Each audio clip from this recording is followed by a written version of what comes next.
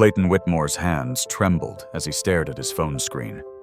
47 unanswered calls, 32 unread text messages, and one name that kept flashing across every news alert: Devin Marshall. Just 48 hours ago, Clayton had stood in his corner office on the 38th floor of the Whitmore Technologies building, looking down at the city below, like a king surveying his kingdom. He'd had everything: a billion-dollar company, a reputation, power. Now, watching his stock price plummet in real time, Clayton could pinpoint the exact moment it all started to crumble. The moment was simple, ordinary even. It happened in a conference room with floor-to-ceiling windows and a view of downtown that cost more than most people's houses. It was the moment he refused to shake a man's hand. What Clayton didn't know, what he couldn't have known as he let Devin Marshall's outstretched palm hang in the air like an unanswered question, was that this one gesture of disrespect would cost him everything. Not just money, not just reputation, but something far more valuable: his future. And the clock was already ticking. Devin Marshall had learned to read a room before he learned to read music. Growing up in the South Side of Chicago, survival meant understanding who saw you as a threat, who saw you as invisible, and who saw you at all. By the time he was 7 years old, sitting on a donated piano bench in the basement of St. Augustine's Community Center, Devin had already mastered the art of making himself small enough to be safe, but never so small that he disappeared. The piano changed everything. Mrs. Eleanor Rodriguez, a retired music teacher with arthritis in both hands and fire in her eyes, had taken one look at 7-year-old Devin and said, "You've got the fingers for this." She'd tapped middle C, and when Devin mimicked the note perfectly on his first try, she'd smiled. And the ear, "Now, let's see if you've got the heart." 28 years later, Devin still remembered that moment. Not because it was the beginning of his musical education, but because it was the first time someone had looked at him and seen potential instead of problems. By 15, Devin was winning regional competitions. By 17, he'd earned a full scholarship to Juilliard. By 23, he was performing at Carnegie Hall, receiving standing ovations from audiences who'd paid hundreds of dollars to hear him play Rachmaninoff's Piano Concerto No. 2. The music critics called him transcendent. They said his interpretation of Chopin was haunting. One reviewer for the New York Times wrote that Devin Marshall's hands moved across the keys like he was having a conversation with God.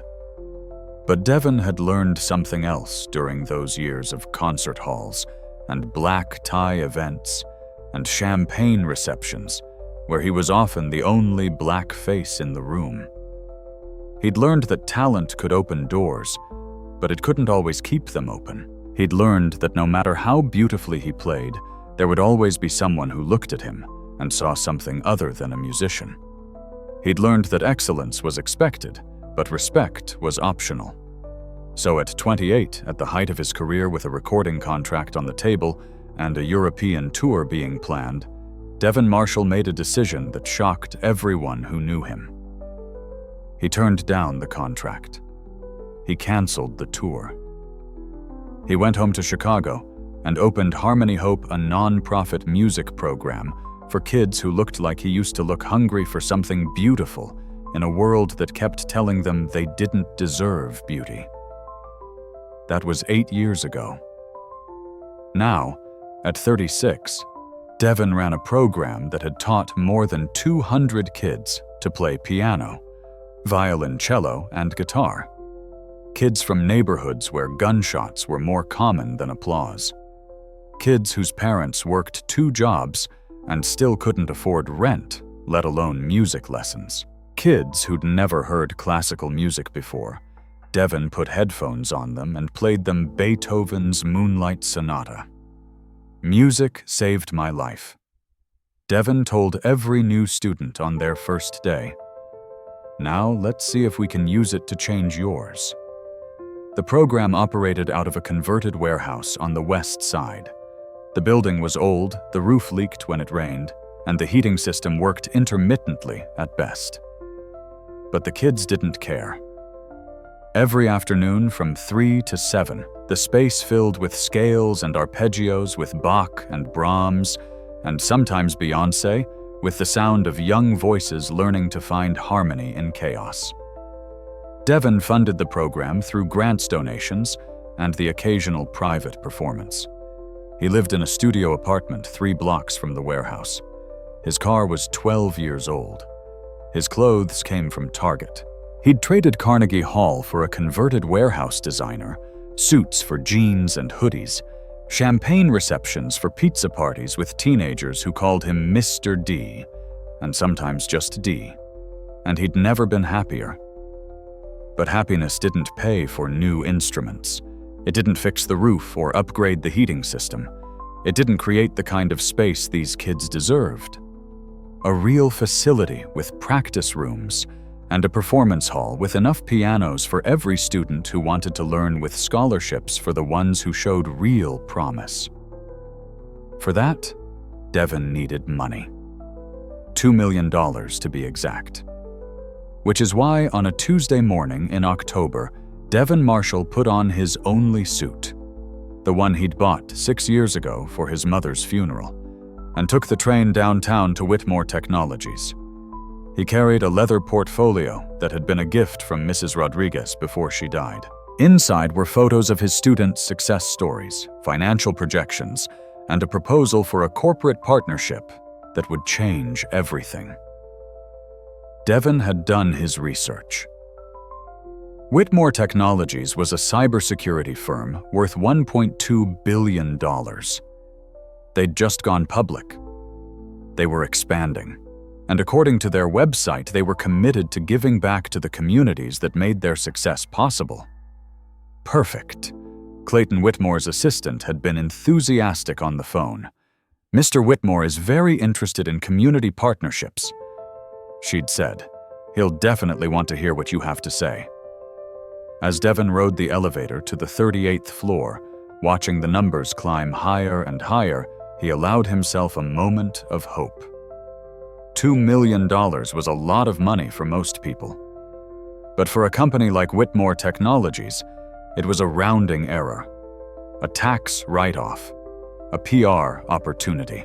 All Devin had to do was convince Clayton Whitmore that Harmony Hope was worth investing in, that these kids were worth investing in.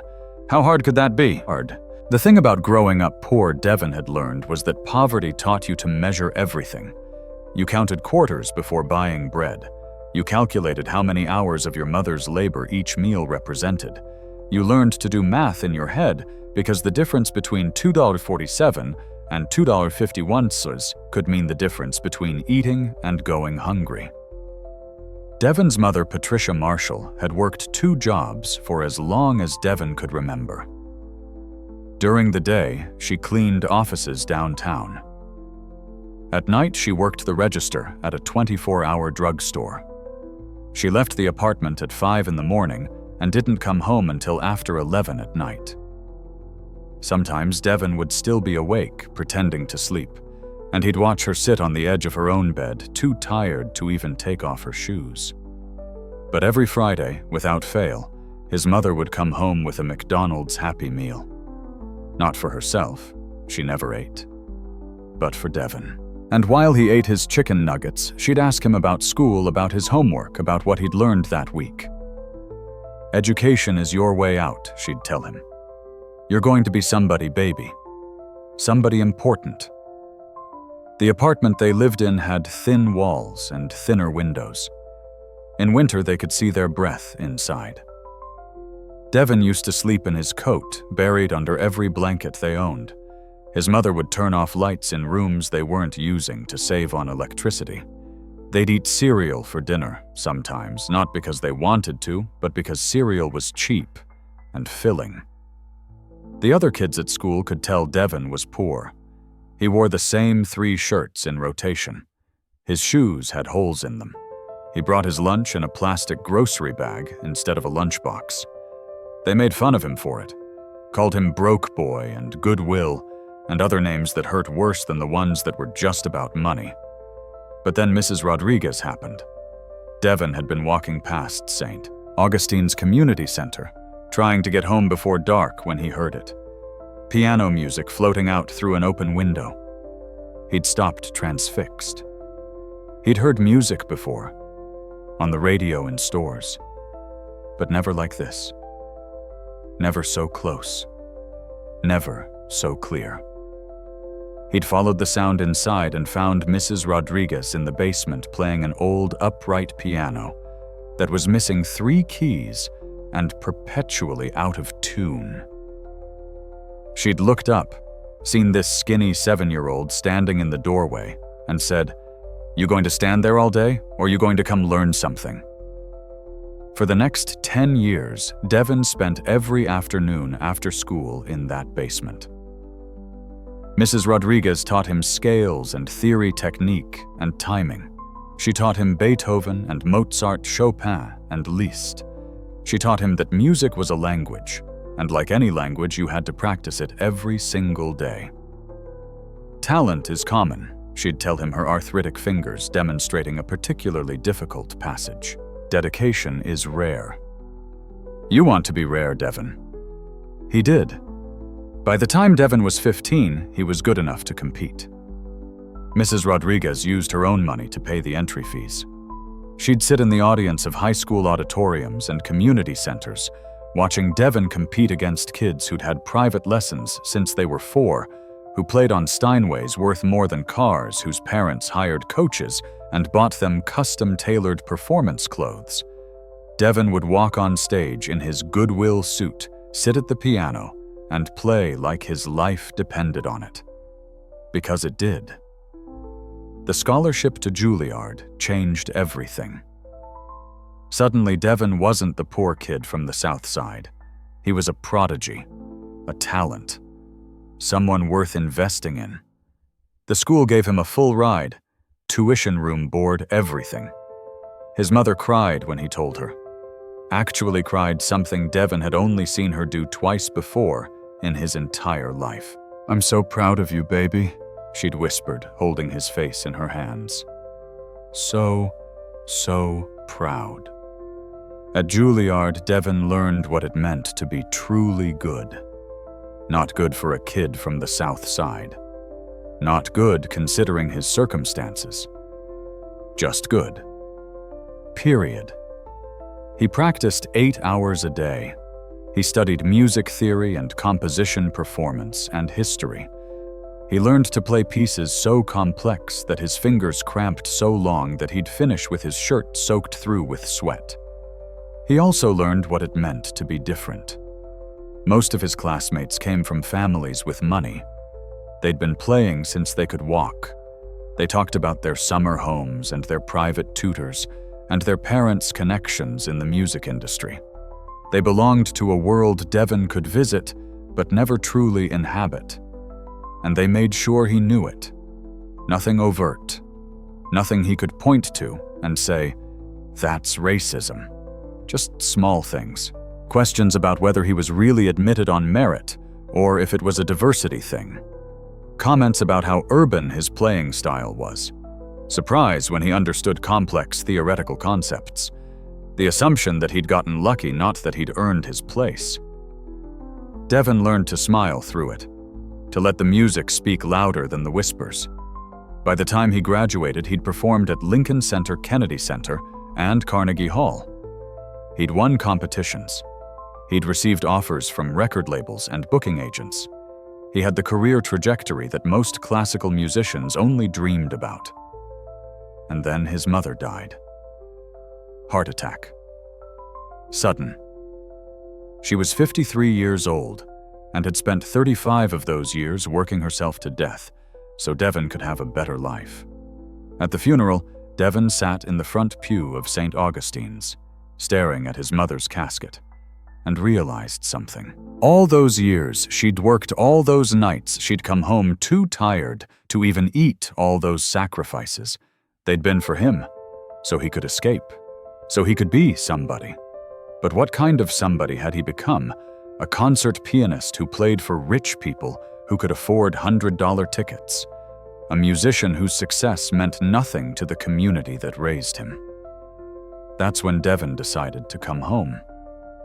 Mrs. Rodriguez had died 2 years earlier, and the piano program at St. Augustine's had shut down. The community center was still there, but it was just a place for after-school care now. No music, no art, nothing beautiful.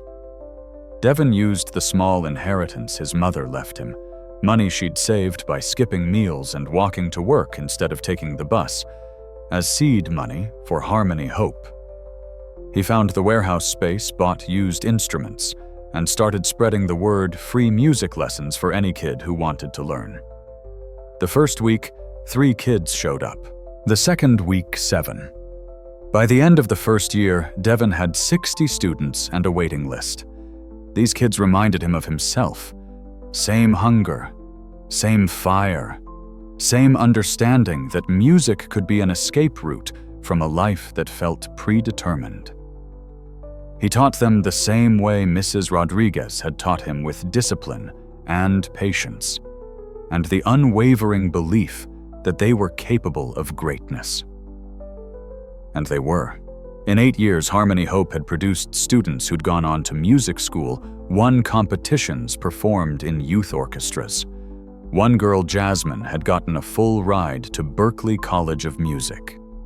A boy named Marcus, different Marcus Devin, thought Riley, was now playing violin in a professional chamber ensemble. But for every success story, there were 5 kids Devin couldn't help, because there wasn't enough space, enough instruments, enough funding. Kids who wanted to learn but couldn't, because the waiting list was 2 years long. Kids with talent who'd never get the chance to develop it, because the program was always one broken heating system away from shutting down. That's what brought Devin to Whitmore Technologies. Not for himself. Never for himself. For the kids who deserved the same chance he'd gotten. The kids who needed someone to believe in them the way Mrs. Rodriguez had believed in him. $2 million could change everything. New facility. More instruments. More teachers. Scholarships for the truly gifted ones. A performance hall where these kids could play for audiences, where their families could watch them shine. All Devin needed was for Clayton Whitmore to see what he saw when he looked at these kids' potential. Promise. Worth.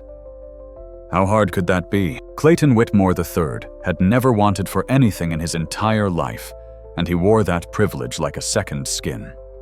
Custom-tailored, perfectly fitted, utterly unremarkable to him, because he'd never known any other way to exist. He was born in a private hospital in Connecticut, the only child of Clayton Whitmore Jr.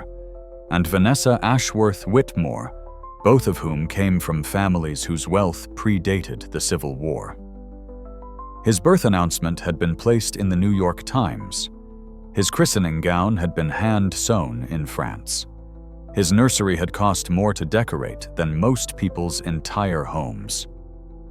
Clayton grew up in a 12-bedroom estate in Greenwich, attended boarding school at Exeter, spent summers at the family compound in Martha's Vineyard, and never once questioned whether this was normal. Of course, he had a trust fund. Of course, there was a driver to take him to school. Of course, his parents knew senators and CEOs, and people who made decisions that affected millions of lives over cocktails at the country club. This was simply how the world worked. At Yale, Clayton studied economics because his father had studied economics, and his grandfather before that. He joined the right fraternity, dated the right girls, made the right connections. He graduated with honors not because he was particularly brilliant, but because when your family has donated enough money to put your name on a building, professors tend to be generous with grades. After graduation, Clayton spent a required 2 years at his father's investment firm, learning the family business. He hated every minute of it. Not because the work was hard, He had people to do the actual hard work, but because he was tired of living in his father's shadow. So at 26, Clayton decided to strike out on his own.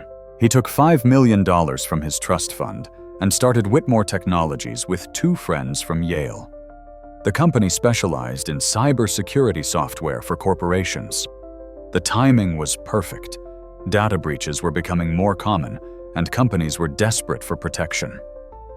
Clayton liked to tell people that he'd built Whitmore Technologies from the ground up, that he'd worked 80-hour weeks, made sacrifices, risked everything. And technically this was true. He had worked hard. He had taken risks. But he'd taken those risks with money he couldn't truly lose. If Whitmore Technologies had failed, Clayton would have been fine. Embarrassed, maybe. Disappointed. But fine. He had a trust fund that generated more passive income than most people earned in a year. He had family connections that could get him another opportunity with a single phone call. Failure for Clayton Whitmore was never truly catastrophic. It was just inconvenient. But Whitmore Technologies didn't fail. It succeeded spectacularly. The software was good. Clayton had hired smart people to build it. And the sales team was better. Within 5 years, the company had contracts with Fortune 500 corporations. Within 10 years, they were worth over $1 billion. Last year, Whitmore Technologies had gone public. Clayton had rung the opening bell at the New York Stock Exchange, standing there in his custom suit, waving at cameras, feeling like he'd finally proven himself. Not to his father, though that was a bonus, but to himself. He'd done it, built something real, become somebody in his own right, not just another Whitmore riding on family money. Except there was a problem. A problem that Clayton's PR team had been trying to bury for the last 6 months, but which kept bubbling up like a wound that wouldn't heal. Diversity, or rather the lack of it. Whitmore Technologies employed over 400 people. Exactly 7 of them were Black. 12 were Latino. 3 were Asian. The rest were white. At the executive level, it was even worse. 12 executives. 12 white men. All of them coincidentally graduates of Ivy League schools, many of them from the same fraternity as Clayton. When a reporter had asked Clayton about this during the IPO press conference, he'd given his prepared answer. "We hire the best people for the job, regardless of background. Merit is what matters at Whitmore Technologies." It had sounded good in the moment, but it had also sparked a firestorm. Articles were written, think pieces published. Former employees started talking about the culture at Whitmore Technologies, about casual comments and overlooked promotions, about feeling like outsiders in a company that prided itself on being like family. Clayton's father had called him concerned. "You need to get ahead of this," he'd said. "Optics matter. Hire a diversity consultant. Make some donations to the right causes. Show people you care." So Clayton had hired a diversity consultant who'd recommended everything from unconscious bias training to pipeline programs to completely restructuring their hiring practices. Clayton had listened to the presentation, nodded at the right moments, and then quietly shelved most of the recommendations. They seemed expensive and time-consuming, and frankly, Clayton didn't really see what the problem was. The company was successful. They made money. Wasn't that what mattered? But the optics did matter. His PR team kept reminding him of that. So when his assistant Jennifer, a competent woman he'd inherited from the previous office manager, suggested a partnership with a community organization, Clayton had agreed. "It'll be good PR," Jennifer had said. "A music program for underprivileged kids. Very photogenic. We could sponsor them, get some positive press. Show that we care about the community." "Fine," Clayton had said, not really paying attention. set up a meeting, which is how on a Tuesday morning in October, Clayton found himself with 15 minutes blocked off on his calendar for a meeting with someone named Devin Marshall from something called Harmony Hope. Clayton hadn't read the briefing materials. He never did for these community outreach things. They were all basically the same someone with a good heart and bad business sense asking for money they didn't know how to properly utilize. Clayton would listen politely, make vague promises, and then let Jennifer handle the actual donation. Something small enough to be tax deductible, but large enough to generate a press release. Easy, simple, painless. He'd done it a dozen times before. The Whitmore Technologies building was everything Devin expected: glass and steel, and the kind of aggressive modernity that screamed money. The lobby had marble floors and a ceiling that stretched up 3 stories. There was a coffee bar, a living wall of plants and abstract art that probably cost more than Devin's annual budget. Devin signed in at the security desk, received a visitor badge, and took the elevator to the 38th floor. The elevator was glass-walled, offering a view of the city as it climbed. Devin watched Chicago shrink beneath him, the streets becoming grid lines, the people becoming invisible. He'd been in buildings like this before. During his concert days, he'd performed at corporate events, played background music at fundraisers for people who could write 6-figure checks without checking their bank balance. He knew how to navigate these spaces, how to make himself palatable to people who weren't used to seeing someone like him, unless he was delivering their food or cleaning their offices. The trick was to be confident, but not threatening. Professional, but not stiff. Smart, but not too smart. Grateful, but not desperate. It was exhausting. The elevator opened onto a reception area that looked like it had been designed by someone who thought minimalist meant expensive and uncomfortable. Everything was white and chrome. The receptionist, a young white woman with perfect makeup, smiled at Devin with the kind of professional warmth that didn't reach her eyes. "Mr. Marshall, Mr. Whitmore will see you shortly. Can I get you anything?" "Coffee water. Water would be great, thank you." She returned with water in a glass bottle, actual glass, not plastic, and Devin sat in one of the uncomfortable modern chairs to wait. He used the time to review his pitch one last time. He'd practiced it dozens of times, refining it until every word felt essential. Start with the mission. Then the impact, actual numbers, actual kids, actual success stories. Then the need, then the ask. Keep it clear, keep it compelling, make it impossible to say no. Devin had brought photos. Before and after shots of kids who'd come to Harmony Hope, angry and lost, and were now performing in recitals, winning competitions, getting into music schools. He had letters from parents thanking him for giving their children something to believe in. He had financial projections showing exactly how $2 million would be spent, broken down to the dollar. He was prepared, professional, ready. At exactly 10 a.m., Jennifer, Clayton's assistant, appeared. She was in her early 40s, with kind eyes and an efficiency that suggested she ran this place more than Clayton probably realized. "Mr. Marshall, Mr. Whitmore, is ready for you." Devin followed her down a corridor lined with photos of Clayton at various corporate events. Clayton shaking hands with politicians, Clayton receiving awards, Clayton at the stock exchange. In every photo, Clayton's smile was confident, his posture relaxed, his hand always extended towards someone, always connecting. Except as Devin would soon learn, some hands weren't worth shaking.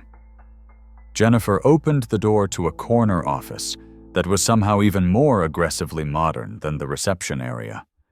Floor-to-ceiling windows offered a view that probably added $1 million to the lease.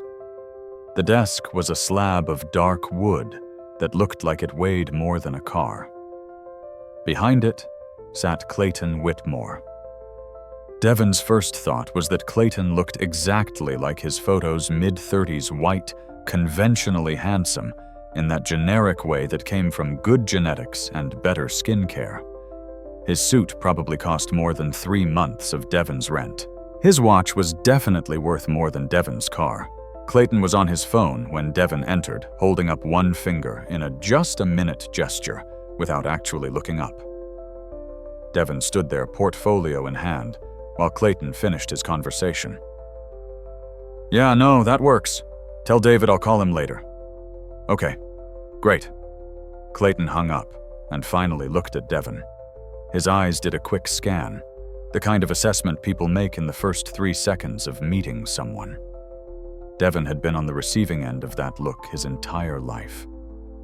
He knew what Clayton was seeing: a black man in a suit that was nice, but not expensive, carrying a portfolio that had seen better days. Not rich, not connected, not important. Clayton stood up, came around his desk, and Devin made his first move. He extended his hand, offered a professional smile, and said, "Mr. Whitmore, thank you so much for taking the time to meet with me. I'm Devin Marshall from Harmony Hope." And then it happened. Clayton looked at Devin's outstretched hand. He looked at it for what couldn't have been more than 2 seconds, but felt like an eternity. And then he looked past it, looked past Devin, entirely back toward the door where Jennifer was standing. "Is this the assistant?" Clayton asked Jennifer. "I thought I was meeting with the director." The room went quiet. Not silent. There was still the hum of the air conditioning, the distant sound of phones ringing in other offices, but quiet in the way that happens when something has just gone terribly wrong and everyone knows it. Devin's hand was still extended, hanging there in the space between them like a question mark that would never be answered. Jennifer's face went pale. "Mr. Whitmore, this is Devin Marshall. He's the founder and executive director of Harmony Hope. He's who you're meeting with." Clayton's expression barely changed. If he felt embarrassed, he didn't show it. He just gave a slight nod, said, "Oh." And then, instead of shaking Devin's hand, instead of correcting his mistake with even a basic gesture of respect, Clayton walked back to his desk and sat down. "Well, let's get started then. I've got another meeting in 15 minutes. Devin slowly lowered his hand. He felt the familiar heat rising up his neck, that particular combination of humiliation and rage that he'd learned to suppress so early in life that it was basically muscle memory now. He stood there for 1 second, 2 seconds, 3 seconds, deciding. He could leave, just turn around and walk out. This man had just disrespected him in the most casual, thoughtless way possible, and Devin didn't owe him anything. He could take his portfolio and his dignity and go find funding somewhere else. But then he thought about Jasmine, who'd just gotten accepted to Berkeley and needed help with tuition. About Marcus and his violin. About the 78 kids currently on the waiting list. About all the students who would never get a chance if Devin let his pride get in the way. So he swallowed the anger. Took a breath and sat down in the chair across from Clayton's desk. "Thank you for meeting with me," Devin said, his voice steady, even though his hands wanted to shake. "I know you're busy, so I'll be brief." Clayton was already looking at his computer screen, barely paying attention. "Great! What have you got?" And just like that, Devin Marshall began the most humiliating 15 minutes of his professional life. Devin opened his portfolio and pulled out the first set of photos. 8 by 10 glossies of his students carefully selected to show the diversity and impact of the program. Kids of different ages, different backgrounds, all of them smiling, all of them holding instruments. Harmony Hope is a non-profit music education program serving underprivileged youth on Chicago's West Side, Devin began. We provide free instrument training, music theory, and performance opportunities to kids who wouldn't otherwise have access to." "How many kids?" Clayton interrupted, still looking at his computer screen. "Currently, we serve 112 students," Devin said. "We have a waiting list of 78 more, and with proper funding." "Waiting list means you're not operating efficiently," Clayton said finally, looking up. "If there's demand, you should be serving them. That's basic business." Devin felt his jaw tighten, but kept his voice level. "The limitation isn't demand, it's capacity. Our current facility can only accommodate so many students, with the expansion we're proposing." "Let me stop you there," Clayton said, leaning back in his chair with the kind of casual authority that came from never having been told no. "I've seen a lot of these community programs. They all have the same problem. Nice idea, poor execution. No business model, no sustainability, just people with good hearts asking for handouts." "Harmony. Hope isn't a handout," Devin said, working to keep the edge out of his voice. "It's an investment. 92% of our graduates go on to college. 78% pursue music in some form. We're not just teaching kids to play instruments.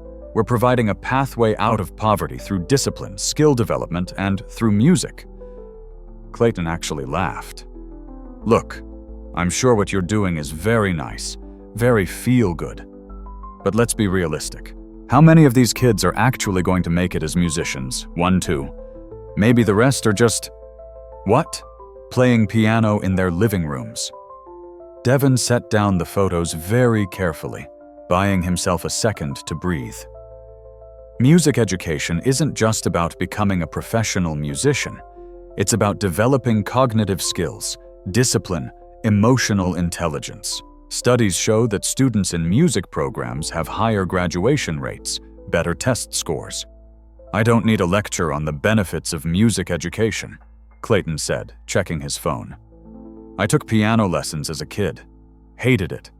My mother made me practice an hour a day. I quit the second I went to boarding school." "Of course you did," Devin thought. "Because for you, music was an obligation. A box to check on the path to being a well-rounded rich person. You never needed it. You never understood what it means to have something beautiful in a life that's otherwise ugly." But Devin didn't say that. He said, "The students we serve don't have the luxury of quitting. Music is often the only positive thing in their lives." It's the difference between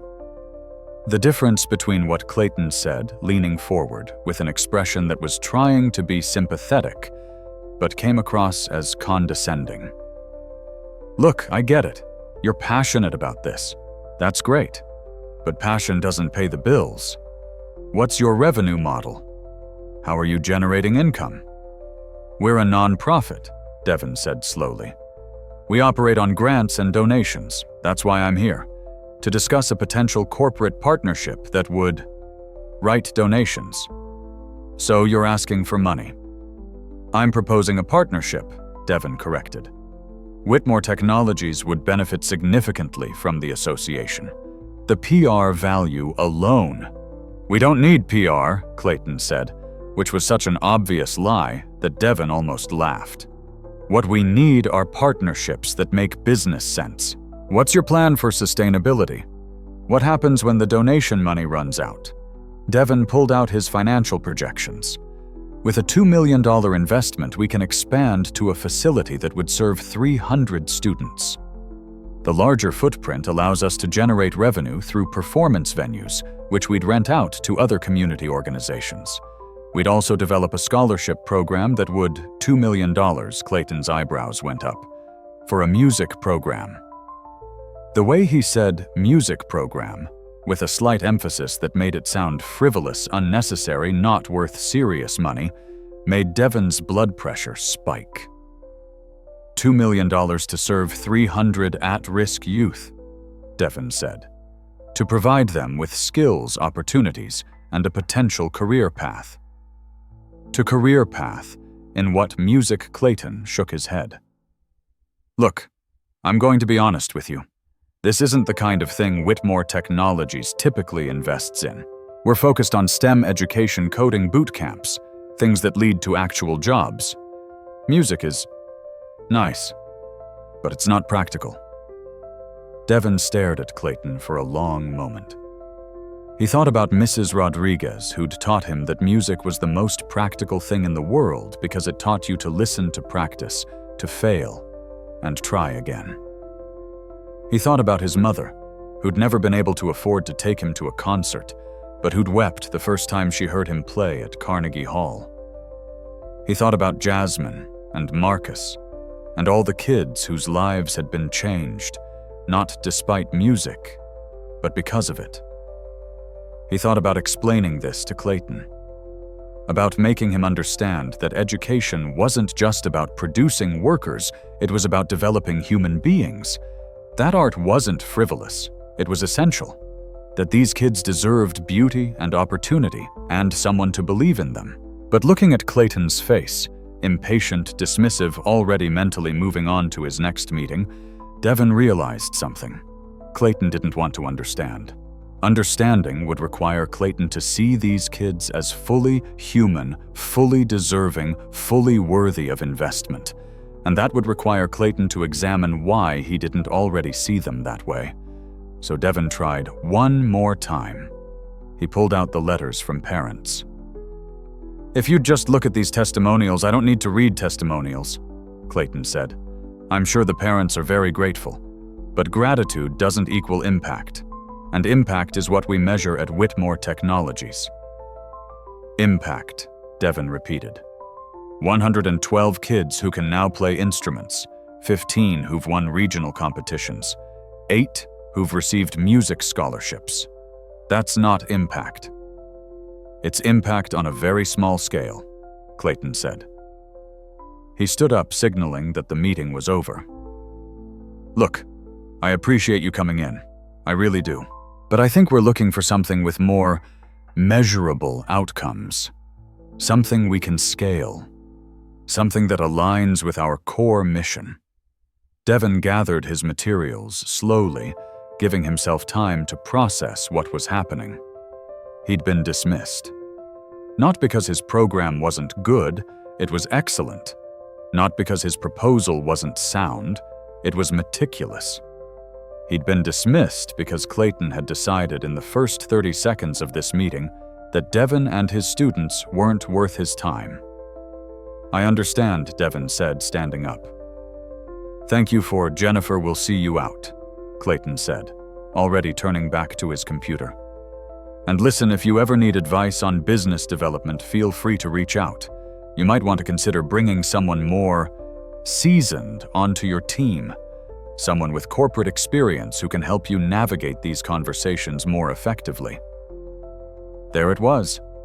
The final insult wrapped in fake helpfulness. The implication that Devin wasn't professional enough, wasn't experienced enough, wasn't good enough to have this conversation. That he needed to bring in someone else, someone Clayton considered seasoned, which Devin understood immediately to mean someone white, to be taken seriously.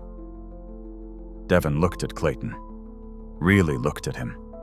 At this man who'd been handed everything, who'd never had to prove himself beyond showing up, who'd never been told he needed to bring someone more seasoned to validate his worth. And Devin made a decision. Not an emotional decision. Not a decision based on anger or pride or hurt feelings. A strategic decision. The kind of decision you make when you've spent your whole life learning to play the long game. Actually, Devin said, his voice calm and professional. "I think I have all the expertise I need, but thank you for the offer." He extended his hand one more time. A test, a final opportunity for Clayton to do the right thing to show even a basic level of respect. Clayton glanced at Devin's hand, then back at his computer screen. "Sure. Good luck with everything. No handshake. Not at the beginning. Not at the end." Devin lowered his hand, picked up his portfolio, and walked out of Clayton Whitmore's office with his head high and his dignity intact. But inside, he was calculating, planning, understanding with absolute clarity that this wasn't over. It was just beginning. Jennifer was waiting outside Clayton's office when Devin emerged. Her expression was stricken apologetic in a way that made Devin suspect she'd heard at least part of what had just happened. "Mr. Marshall," she started. "I'm so sorry about." "It's fine," Devin said, cutting her off gently. He didn't want her apology. She hadn't done anything wrong. "Thank you for arranging the meeting." They walked to the elevator in silence. Jennifer pressed the button, and they waited. The hallway was quiet, except for the distant sound of phones ringing and the hum of productivity behind closed doors. "For what it's worth," Jennifer said softly, "I think what you're doing is amazing. My daughter takes piano lessons. It's expensive, and she's only moderately interested, but we can afford it. The fact that you're giving that opportunity to kids who couldn't otherwise, that matters. That really matters." Devin nodded, not trusting himself to speak. If he opened his mouth right now, he wasn't sure what would come out. Anger. Frustration. Something worse. The elevator arrived. Devin stepped inside, pressed the lobby button, and watched Jennifer disappear as the doors closed. The descent was 48 seconds, Devin counted, and with each passing floor, he felt the carefully maintained professional composure start to crack. By the time he reached the lobby, his hands were shaking. He made it to his car before it hit him fully. The humiliation. The disrespect. The casual, thoughtless way Clayton had dismissed not just Devin's proposal, but Devin himself. The assumption that Devin was an assistant. The refusal to shake his hand. The implication that he needed someone more seasoned to be taken seriously. Devin sat in his 12-year-old Honda Civic in the parking garage of one of Chicago's most expensive buildings, and he let himself feel it. All of it. The anger he'd been suppressing, the hurt he'd been ignoring, the exhaustion of having to be twice as good, twice as prepared, twice as professional, just to be given half the respect. He'd spent an hour preparing for that meeting. He'd practiced his pitch, organized his materials, researched Whitmore Technologies, until he could recite their quarterly earnings from memory. He'd done everything right. And it hadn't mattered. Because Clayton Whitmore had looked at him and seen only what he expected to see: someone who didn't belong in that office, in that building, in that world. Devin's phone buzzed. A text from Rachel, his deputy director. "How'd it go?" Devin stared at the message for a long moment. Rachel was more than his deputy. She was his best friend. The person who'd believed in Harmony Hope from day one, who'd quit her job at a prestigious music conservatory to help him build something that mattered. She deserved to know what happened. But if Devin told her right now, while he was still sitting in this parking garage with his hands shaking and his jaw clenched, he'd say something he regretted. Something angry and bitter and not at all strategic. So instead he texted back, "Call you in an hour." Devin started his car and drove. Not back to Harmony Hope. Not home. Just drove, letting muscle memory guide him through streets he'd known his whole life. He ended up on the south side in the neighborhood where he grew up, parked outside what used to be St. Augustine's Community Center. The building was still there, but it looked different now. Sadder. The windows were boarded up. The playground where Devin used to wait for his mother was overgrown with weeds. A for sale sign leaned against the front door. This was where it started, where Mrs. Rodriguez had looked at a 7-year-old kid and seen potential, where Devin had learned that music could be a lifeline, a language, a way out. And now he was trying to give that same opportunity to other kids. Kids who looked like he used to look. Kids who needed someone to believe in them the way Mrs. Rodriguez had believed in him. But guys like Clayton Whitmore didn't see those kids. They saw numbers on a spreadsheet. They saw at-risk youth and community programs and feel-good stories that didn't align with their core mission. They didn't see Jasmine, who'd come to Harmony Hope at 13 with so much anger she could barely sit still for a 30-minute lesson, and who now played Bach like she'd been born speaking the language. They didn't see Marcus, who'd started violin at 15, ancient by classical music standards, and who'd worked so hard his fingers bled just so he could prove to himself that he was capable of something beautiful. They didn't see any of it, because seeing it would require them to care. Devin sat there for maybe 20 minutes, maybe 30. Long enough for his hands to stop shaking, long enough for the anger to settle into something colder, more focused. Then he pulled out his phone and called Rachel. She answered on the first ring. "Well?" "He didn't shake my hand," Devin said. Silence on the other end. "Then what, Clayton Whitmore?" I extended my hand. Twice. He didn't shake it either time. "Are you kidding me? I wish I was." Devin told her the rest. The assumption that he was an assistant. The dismissive comments about music being impractical. The suggestion that he needed someone more seasoned on his team. Rachel listened without interrupting, which Devin appreciated because it meant she was processing thinking, not just reacting emotionally. When he finished, Rachel was quiet for a moment. Then she said, "What do you want to do?" It was the right question. Not, "What are you going to do?" Not, "We should do this." But what do you want? And Devin realized he already knew the answer. "I want to make sure he understands what he just turned down," Devin said. "I want him to realize that he made the biggest mistake of his professional life." "How?" "I don't know yet," Devin admitted. "But I'll figure it out. Do you want help always? Then come back to the warehouse. We'll strategize." Devin started his car. But before he put it in drive, he looked at St. Augustine's one more time. At the building where a retired teacher with arthritis and a second-hand piano had changed his life. Mrs. Rodriguez used to say, "The music isn't in the piano, Devin. It's in you. The piano is just the tool you use to let it out." Devin had spent years learning to let the music out. Now it was time to use a different tool. Not the piano. Influence. 45 minutes later, Devin was back at Harmony Hope, sitting in his office. A converted storage room with a desk he'd bought at a garage sale and a space heater that worked intermittently. Across from Rachel. Rachel Chen was 34, a violinist who'd graduated from the New England Conservatory and could have had a career performing with any orchestra in the country.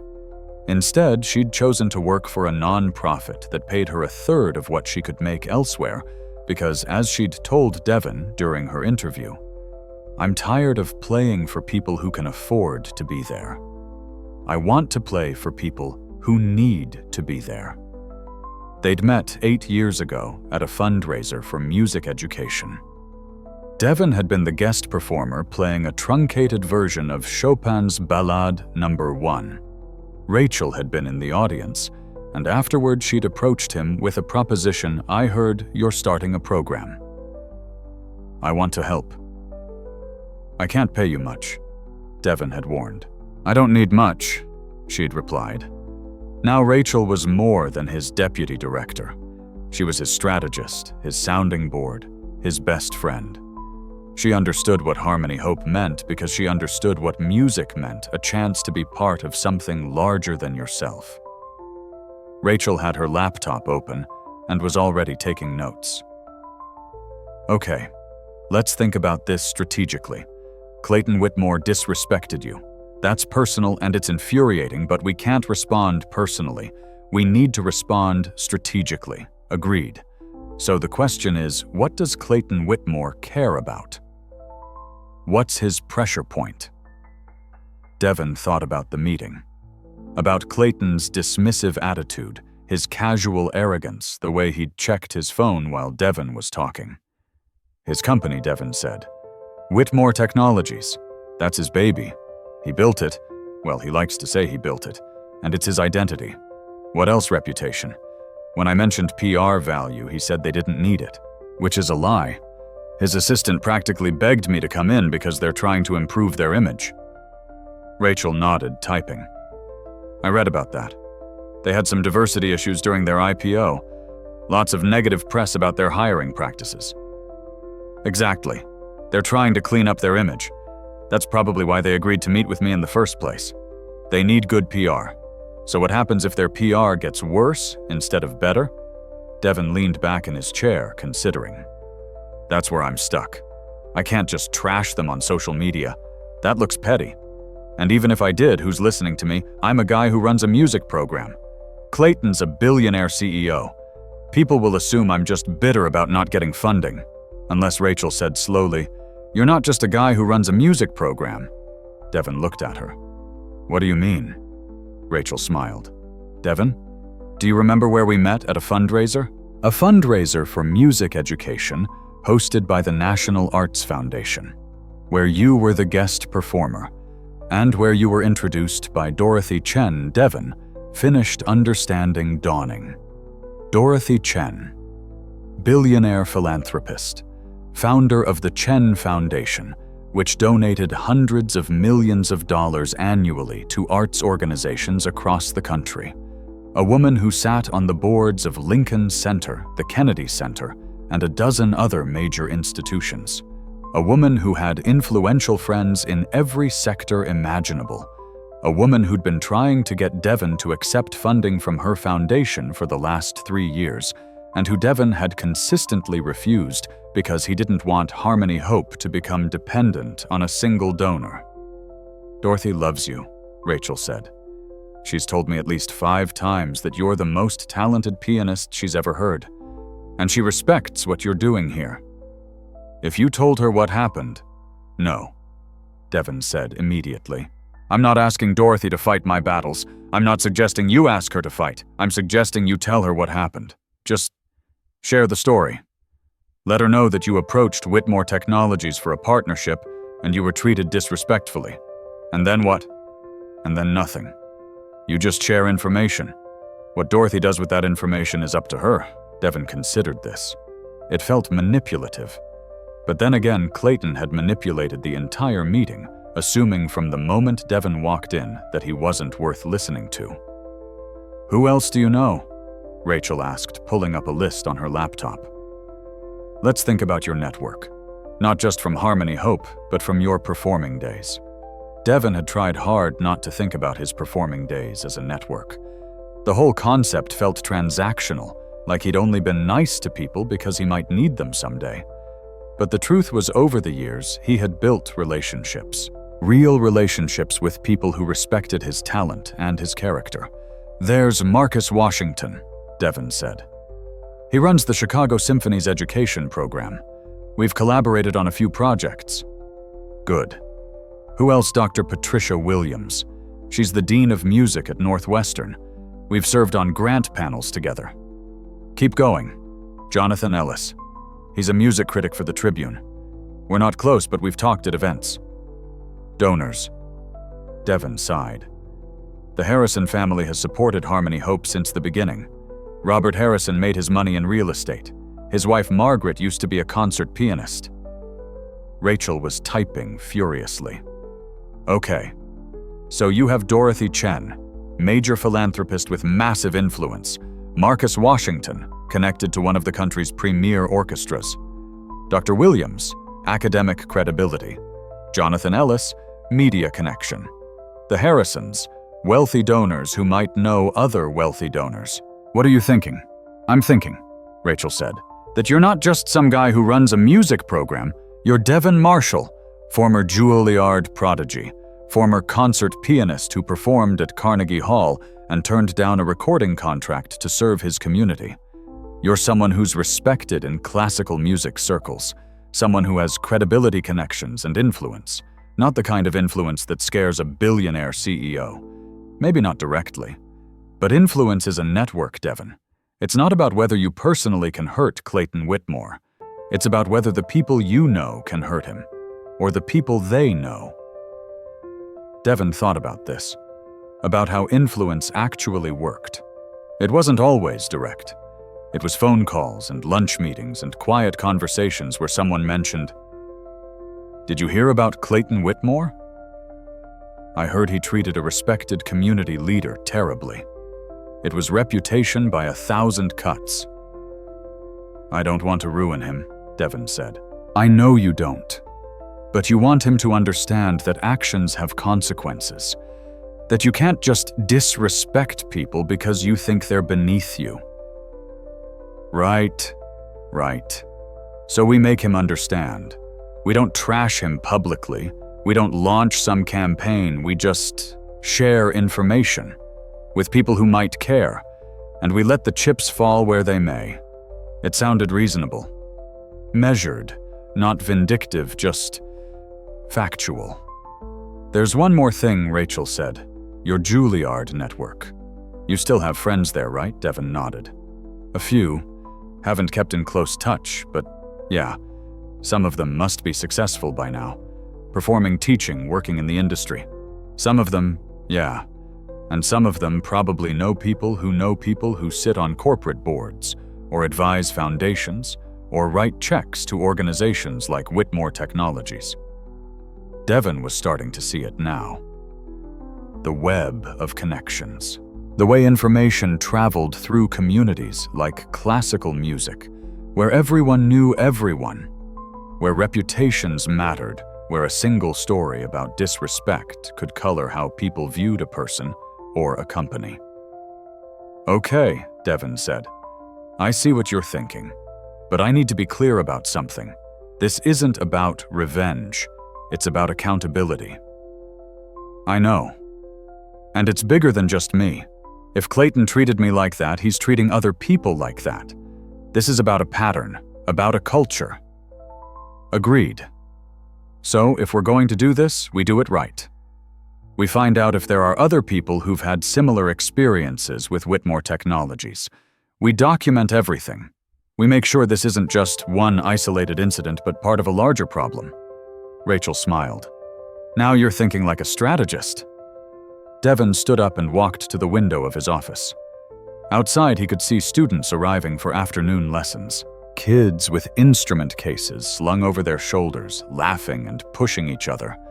Normal teenagers, except for the fact that they were about to spend 2 hours practicing Brahms. These kids deserved better than a world where guys like Clayton Whitmore got to decide who was worth investing in based on the color of their skin or the assumptions they made in the first 3 seconds of meeting someone. They deserved a world where respect was the default, not something you had to earn by being twice as good, twice as prepared, twice as perfect. Devin couldn't change the whole world, but maybe he could change Clayton Whitmore's understanding of it. "Okay," he said, turning back to Rachel. "Let's make some calls." The first call Devin made was to Dorothy Chen. Dorothy answered on the third ring, her voice warm and slightly amused. "Devin Marshall. To what do I owe this unexpected pleasure? Are you finally going to let me fund your program properly?" "Not quite," Devin said, smiling despite himself. Dorothy had been trying to get him to accept a major grant from the Chen Foundation for years, and Devin had consistently refused, not wanting Harmony Hope to become dependent on a single source of funding. "But I do need your advice on something. I'm listening." Devin told her about the meeting with Clayton Whitmore. He kept it factual, unemotional, just laying out what happened, the assumption that he was an assistant, the refusal to shake hands, the dismissive attitude, the suggestion that he needed someone more seasoned.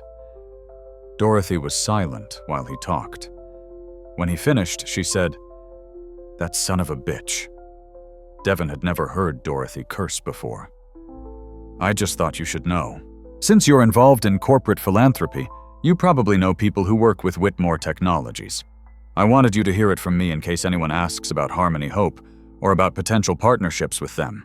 "Oh, people are definitely going to be asking," Dorothy said. "Devin, do you know who sits on Whitmore Technologies' board of directors? Number 3 people I've served on boards with, 2 people who've been to my home for dinner, and 1 person who owes me a rather significant favor because I helped his daughter get into Yale when her grades were, let's say, marginal. Devin hadn't known that. He'd called Dorothy to inform her not to activate her, but he could hear the wheels turning in her voice. "I'm not asking you to do anything," Devin said carefully. "Of course you're not. You're too proud for that. Which is one of the reasons I respect you." Dorothy paused. "But you're not asking me not to do anything either, are you?" Devin thought about this. "No, I suppose I'm not." "Good. Because I'm going to make some phone calls.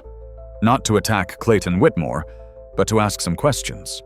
Like whether this is the kind of corporate culture they want to be associated with. Whether their diversity initiatives are just window dressing or actual commitments. Whether they're aware that they might be missing out on genuine community partnerships because their CEO can't be bothered to show basic respect. That seems fair. It is fair. What's not fair is treating someone like you with such casual disrespect." Dorothy's voice softened. "Devin, you gave up a career that most musicians would kill for to serve your community. You're doing real work that changes real lives, and that man couldn't even shake your hand. No, he couldn't. Then he needs to learn that actions have consequences, and I'm happy to be the teacher." After he hung up with Dorothy, Devin called Marcus Washington at the Chicago Symphony. Marcus was in his mid-40s, a former French horn player who now ran the symphony's education outreach program. He and Devin had collaborated on several projects over the years, sharing resources and occasionally co-hosting performances. "Marcus, it's Devin Marshall. Devin, how's Harmony Hope growing?" "Actually, that's why I'm calling. I had a meeting today with Clayton Whitmore from Whitmore Technologies. It didn't go well." Devin gave Marcus the brief version. Marcus listened, and Devin could hear him getting progressively more annoyed. "Let me guess," Marcus said when Devin finished. "White guy, probably Ivy League, probably never had to struggle for anything in his life." "That's an accurate assessment. I'm so tired of these guys." Marcus sighed. "Look, I don't know Clayton Whitmore personally, but I know the type. And I know several board members at Whitmore Technologies. One of them, David Chen, no relation to Dorothy, different family, sits on the symphony's development committee. I'll mention your experience to him, not as a complaint, just as information he might want to have. I'd appreciate that. And Devin, for what it's worth, you're doing incredible work. Don't let one ignorant CEO make you doubt that." The next call was to Dr. Patricia Williams at Northwestern. Dr. Williams was in her 60s, a distinguished musicologist who'd written 3 books on African American contributions to classical music. She'd been one of Devin's advisors when he was considering the move from performing to education. "Dr. Williams, it's Devin Marshall. Devin, how lovely to hear from you. How are things at Harmony Hope? Complicated at the moment." Devin explained the situation. Dr. Williams made a sound of disgust. "And they wonder why we can't get black students interested in classical music careers. When the people with money treat us like we're invisible, or worse, like we're not worthy of basic human dignity." She paused. "Devin, I'm on the board of the National Association for Music Education. We work with a lot of corporate sponsors. I think it's important that they know about experiences like yours. Not to blacklist Whitmore Technologies, but to understand what's happening in the field. That seems reasonable. It's more than reasonable. It's necessary. These patterns don't change unless people with influence start asking questions." By the time Devin finished making calls, he'd spoken to 8 people. Dorothy Chen, Marcus Washington, Dr. Williams, the Harrisons, who were appalled and promised to mention it to their friends in the philanthropic community, Jonathan Ellis, the Tribune critic, who asked if Devin would be willing to talk on background for a piece he was working on about corporate giving and racial equity, 2 former classmates from Juilliard, both of whom were now in positions of influence in the music world. Devin didn't ask any of them to do anything specific. He just shared his experience, let them know what had happened, gave them information they might want to have. What they chose to do with that information was up to them. Rachel had been making calls too, reaching out to former employees of Whitmore Technologies. It turned out finding people willing to talk wasn't difficult. Within 3 hours, she'd identified 5 former employees, 3 Black, 1 Latino, 1 Asian, who'd had experiences that ranged from uncomfortable to blatantly discriminatory. There was Angela Rodriguez, a software engineer who'd been told she was too aggressive when she advocated for herself during salary negotiations, while white male colleagues who did the same thing were called confident. There was James Patterson, a sales executive who'd been passed over for promotion 3 times, despite consistently outperforming his peers, and who'd finally left when he overheard his manager say, "James is great, but clients might be more comfortable with someone who looks more traditional." There was Lisa Chen, another Chen Devin noted wondering if Chicago just had an unusually high population of Chens, who'd been hired as a diversity initiative and then systematically excluded from important projects because, as one colleague told her, "We want you to succeed, but we need to make sure you're ready for this level of work." Each story was different, but they all had the same underlying theme, a culture that said the right things about diversity and inclusion, but acted in ways that made it clear who really belonged. Rachel compiled everything into a document. Not a manifesto, not an accusation, just a record, a pattern. "What do you want to do with this?" she asked Devin. "Hold on to it," Devin said. "We might need it, but I don't want to release it publicly unless we have to. This isn't about destroying Clayton Whitmore. It's about creating accountability, and if he doesn't get the message, then we escalate. But let's see what happens first." What happened was faster than Devin expected. Clayton Whitmore first noticed something was wrong on Thursday morning, 2 days after his meeting with Devin Marshall. He was in his office reviewing quarterly projections when Jennifer knocked and entered looking worried. "Mr. Whitmore, David Chen just canceled your lunch next week." Clayton looked up. David Chen was a board member, an influential investor, and someone Clayton had been cultivating for a potential expansion deal. "Did he reschedule? He said he'd get back to you, but..." Jennifer hesitated. "But what?" He seemed cold, which isn't like him. Clayton frowned, but didn't think much of it. People canceled meetings all the time, no big deal. But then, an hour later, his assistant from the New York office called. "Clayton, I just got off the phone with the PR team. They're getting questions from journalists about our diversity numbers. We just released those in our annual report," Clayton said. "This isn't new information. I know, but apparently someone's been talking to reporters, asking questions about our culture, our hiring practices. The PR team is trying to figure out where it's coming from." Clayton felt the first stirring of concern. "Do we know who's asking questions?" "A few people, Jonathan Ellis from the Tribune, someone from TechCrunch.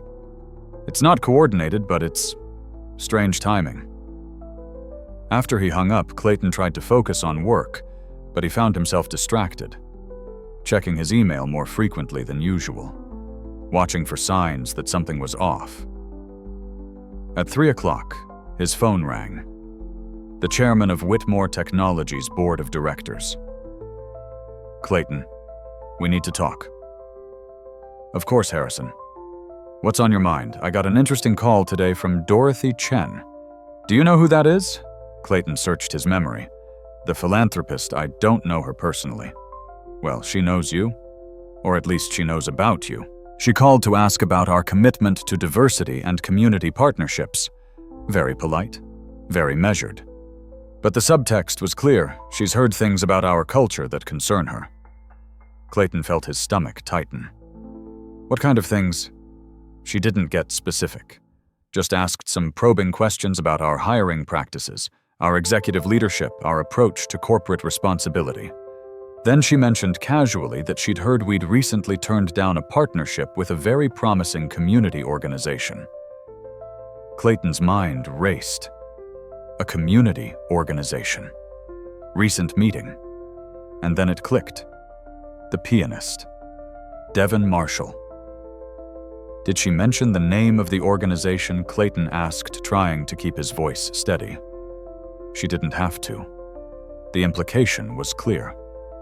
Clayton Dorothy Chen sits on the boards of organizations that collectively donate millions of dollars to companies like ours. She has influence with donors, with foundations, with other board members. If she's asking questions, other people are going to start asking questions too. It was a 15-minute meeting, Clayton said, feeling defensive. I listened to his pitch. It wasn't a good fit for our corporate strategy. That may be true, but the optics matter. You know, we've been dealing with perception issues around diversity. We can't afford to have influential people in the philanthropic community questioning our commitment. After Harrison hung up, Clayton sat at his desk, staring at his computer screen without really seeing it. Devin Marshall, a pianist who ran some music program. Clayton had barely thought about him after the meeting ended. Had probably spent more time that day deciding where to have lunch than he'd spent considering Harmony Hope. But apparently Devin Marshall had friends. Influential friends. Friends who were now asking questions. Clayton pulled up his computer and searched for Devin Marshall. Within 5 minutes, he'd learned several things he wished he'd known before the meeting. Devin Marshall wasn't just some community organizer. He was a former concert pianist, Juilliard graduate. He'd performed at Carnegie Hall, for God's sake. He'd turned down a recording contract to open Harmony Hope. And he was connected. Really connected. Board member of the National Arts Foundation. Close friend of Dorothy Chen. Respected by people in the classical music world, which Clayton was learning, overlapped significantly with the philanthropic community. Clayton had dismissed him as just another person asking for money. Someone who didn't matter. Someone who could be safely ignored. But Devin Marshall did matter, and Clayton had been too arrogant to see it. His phone rang again, another board member calling with similar concerns. Then another. By the end of the day, 4 of Whitmore Technologies' 12 board members had reached out, all asking variations of the same question. What's going on with our diversity initiatives? Clayton's PR director called with more concerning news. We're starting to see chatter on social media. Nothing coordinated, just people talking. About the diversity numbers in our annual report. About our executive leadership. One of the tech blogs is working on a story about corporate culture in cybersecurity firms. Do we know who's behind this no one person? It seems organic, but the timing is suspicious. Clayton knew it wasn't organic. Someone was orchestrating this. Someone who understood how influence worked, how reputations were built and destroyed, how a single story could spread through connected networks like a virus. Someone like Devin Marshall. Clayton pulled out the business card Jennifer had given him with Harmony Hope's contact information. He'd thrown it in his desk drawer, planning to never think about it again. Now he picked up his phone and dialed. The call went to voicemail. You've reached Harmony Hope. Please leave a message. This is Clayton Whitmore from Whitmore Technologies. I was hoping we could schedule another meeting to discuss your proposal in more detail. Please give me a call back at your earliest convenience. He hung up and waited. The call was never returned. On Friday morning, 3 days after Clayton's meeting with Devin, TechCrunch published an article titled "The Diversity Problem in Cybersecurity. Are Tech Companies Just Checking Boxes?" Clayton read it with growing dread. The article didn't mention Whitmore Technologies by name. It didn't have to. The details were specific enough that anyone in the industry would know exactly which company was being discussed. A recently public cybersecurity firm with over 400 employees maintains a workforce that is 87% white, despite being located in one of America's most diverse cities. Of 12 executive positions, all are held by white men, most of whom attended the same elite universities. When asked about diversity initiatives, company representatives point to recent hires and partnerships, but former employees tell a different story.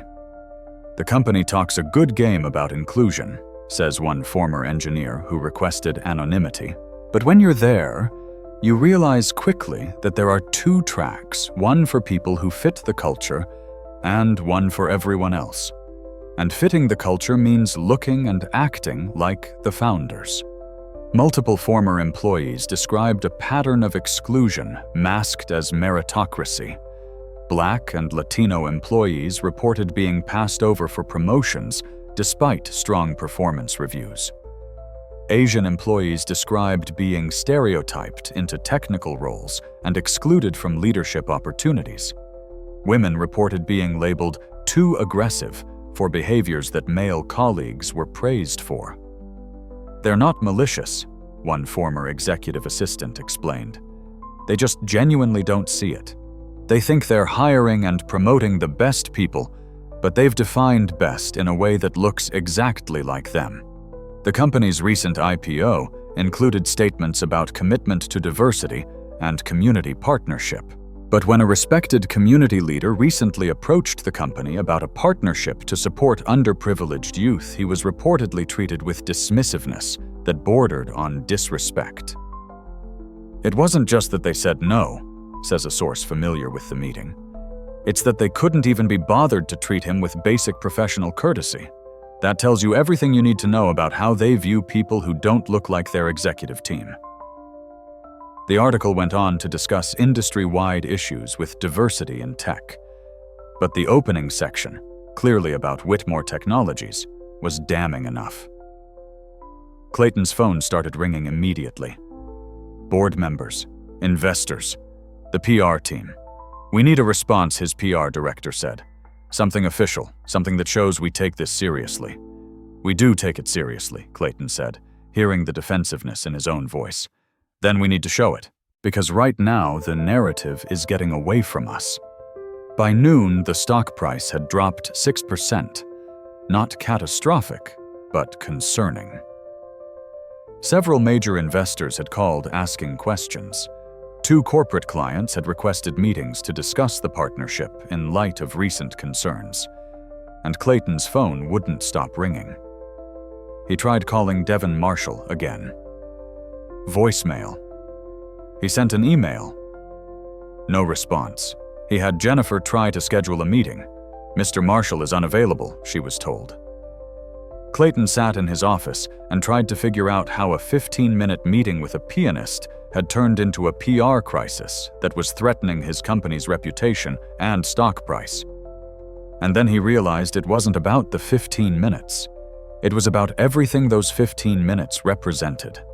A pattern of disrespect, a culture of exclusion, a fundamental failure to see people like Devin Marshall as worthy of basic courtesy.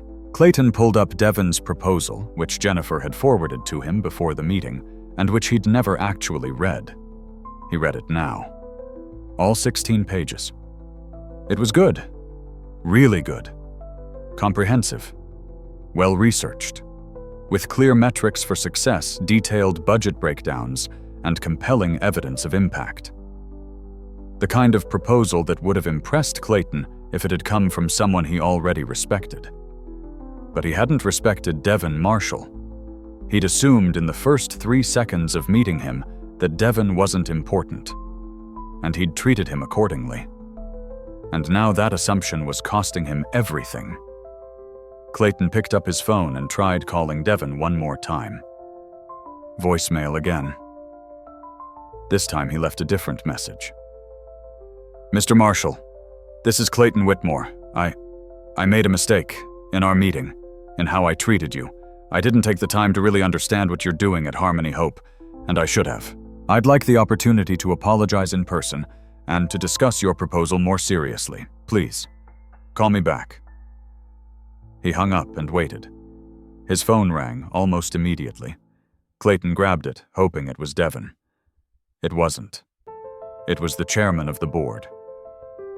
"Clayton, We need to have a serious conversation about damage control.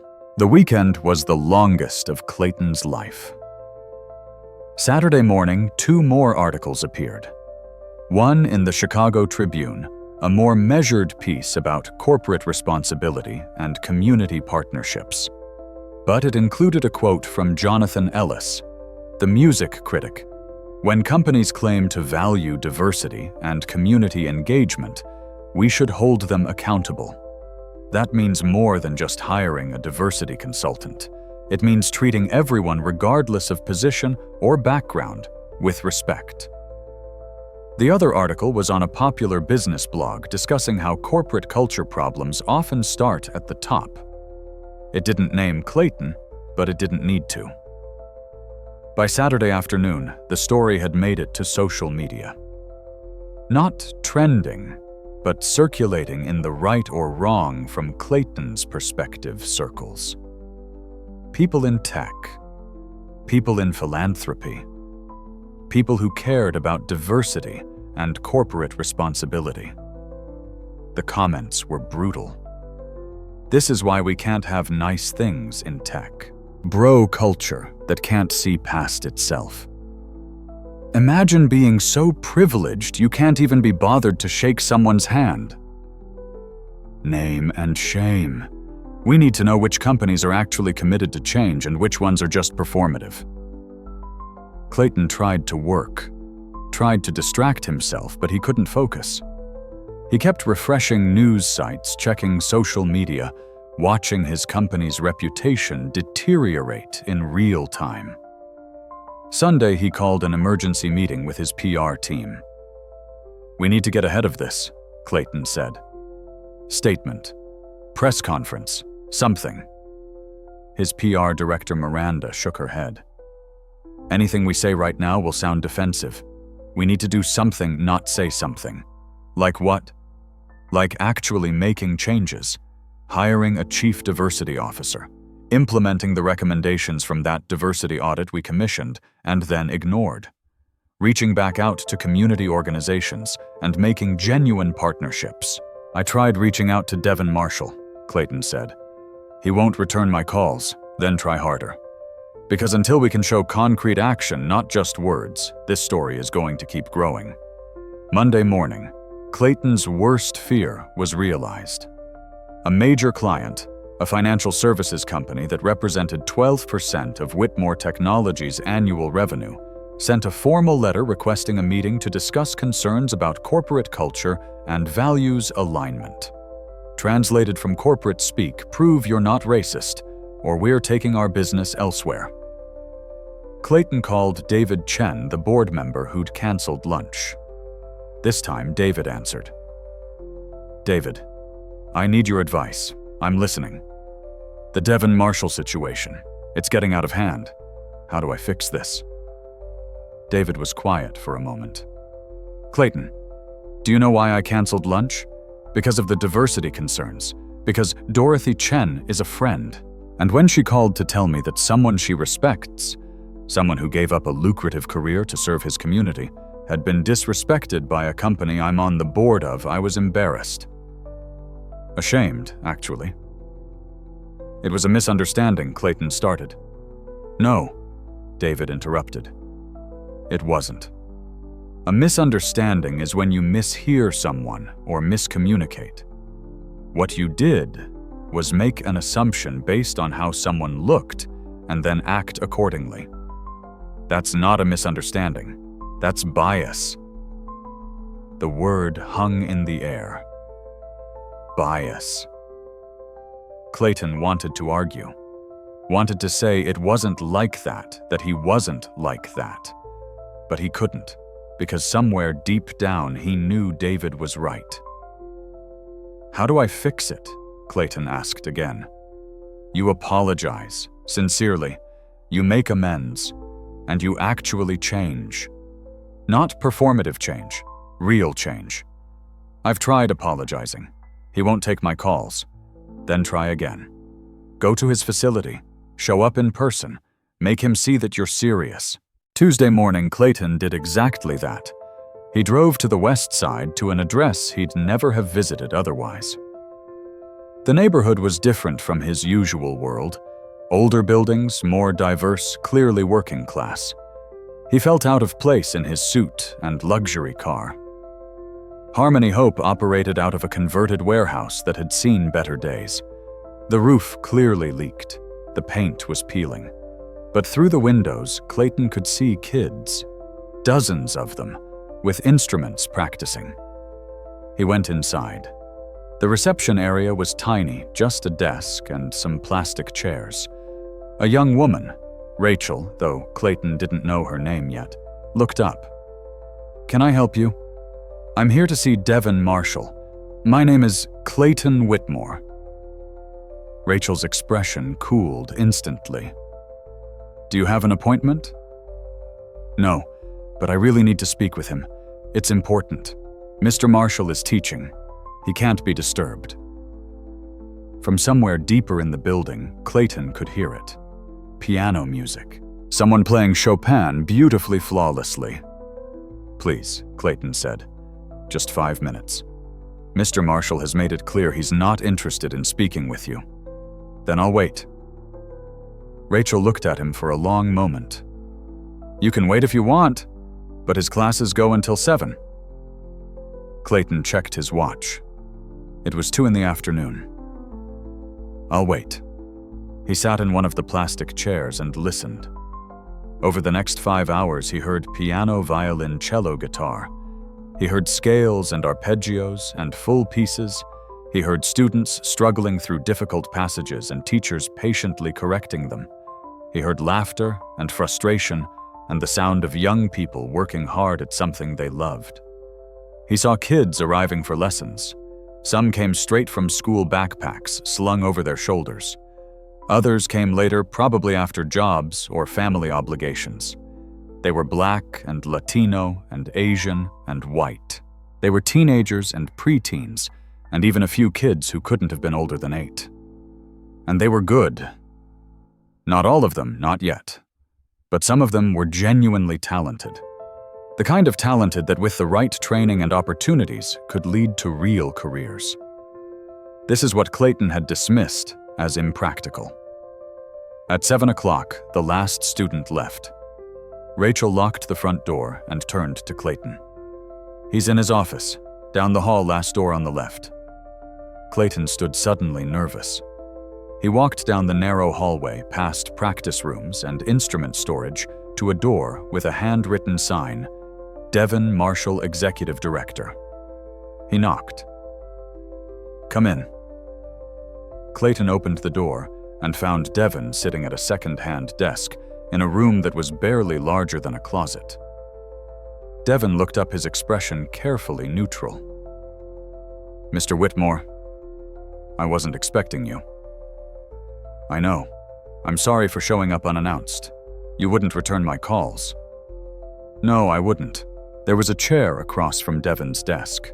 Clayton gestured to it. "May I?" Devin nodded. Clayton sat down, and for the first time since this whole thing started, really looked at Devin Marshall. Looked at him the way he should have looked at him during that first meeting. As a person. As someone worthy of respect and attention. "I owe you an apology," Clayton said.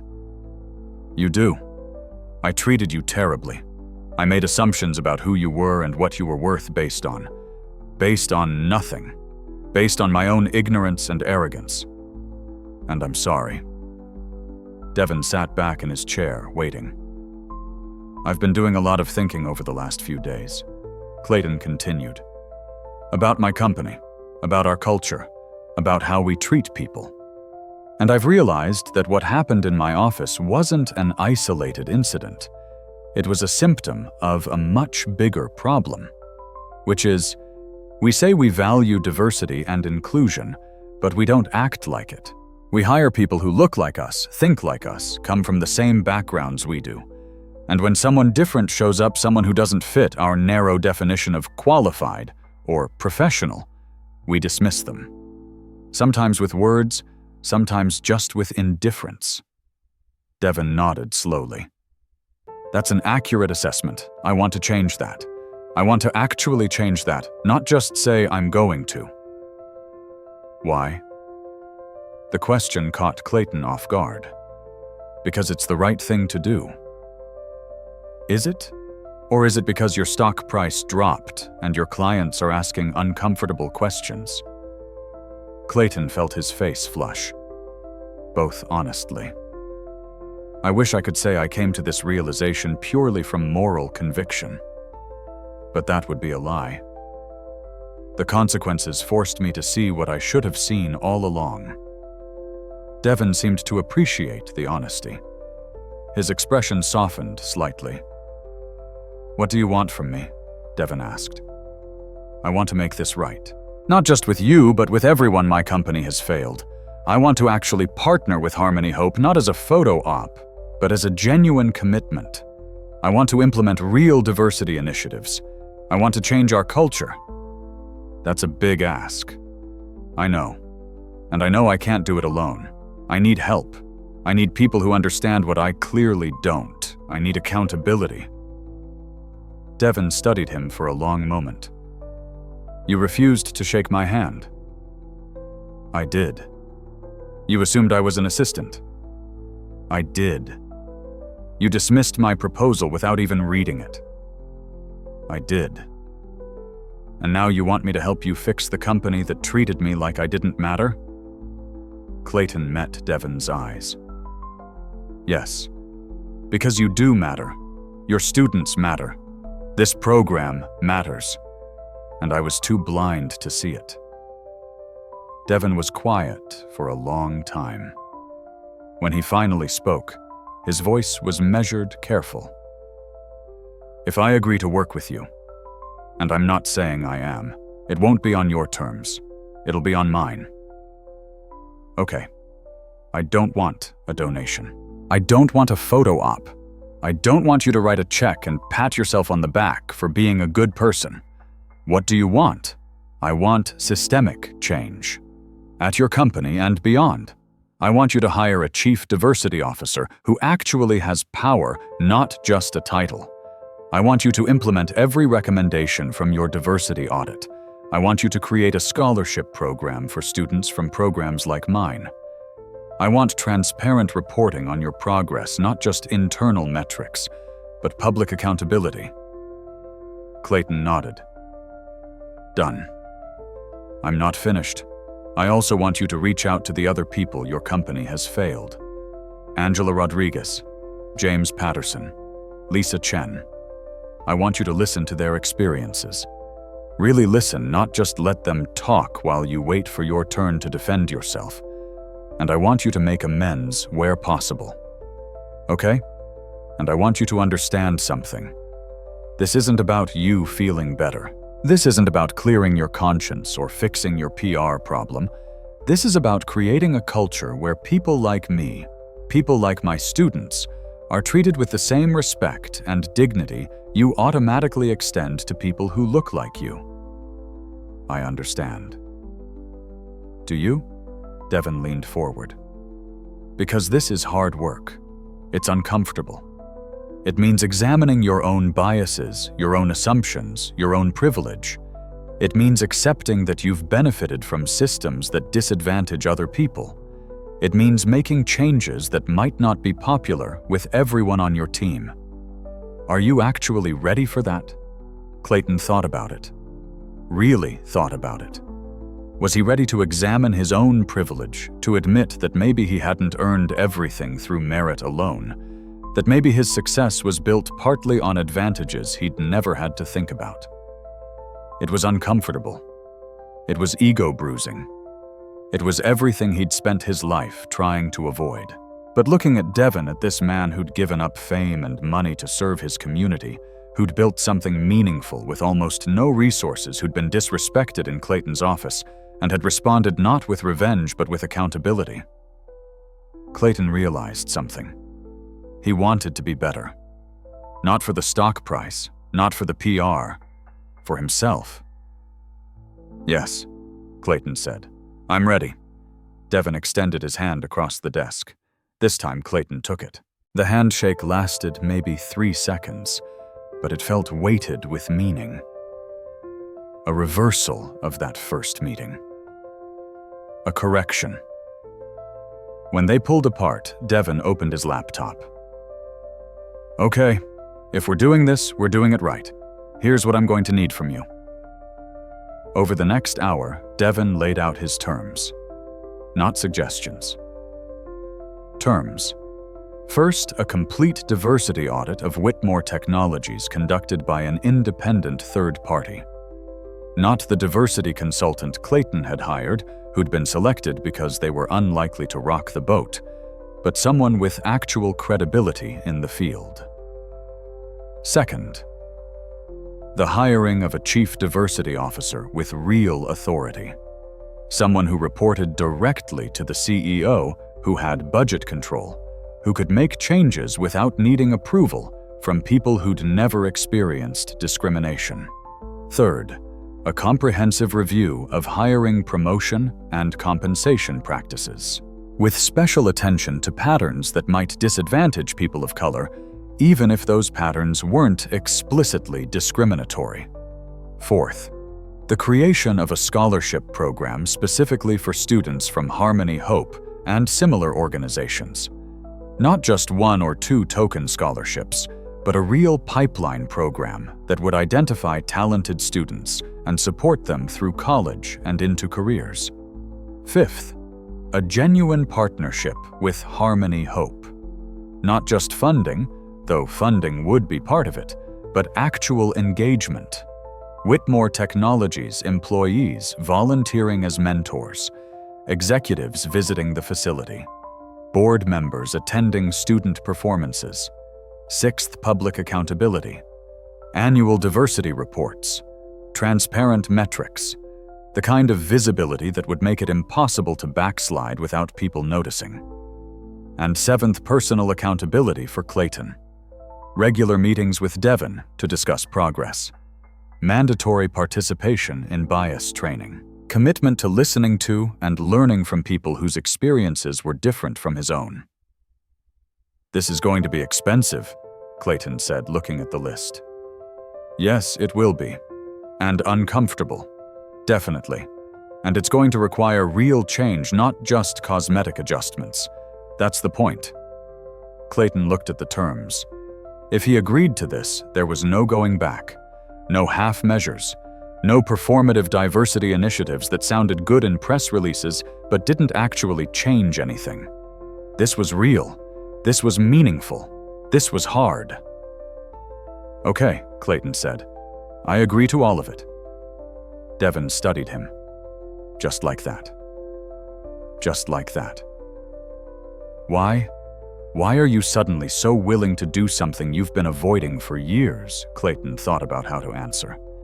He could give the diplomatic response, the one that made him sound principled and committed. But Devin had asked for honesty, and honesty deserved honesty. "Because for the first time in my life, I've had to face real consequences for my actions," Clayton said.